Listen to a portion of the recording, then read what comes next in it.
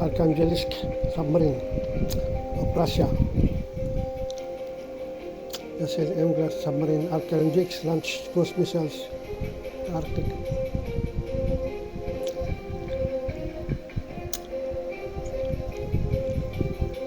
Russia Zapad intended military exercise with Belarus from September 12 to September 17. Launch was conducted from Barents Sea.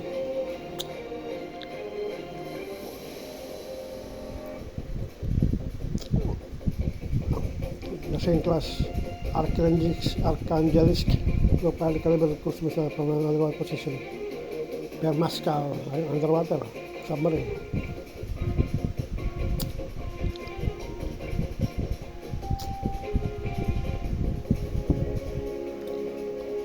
And 17 September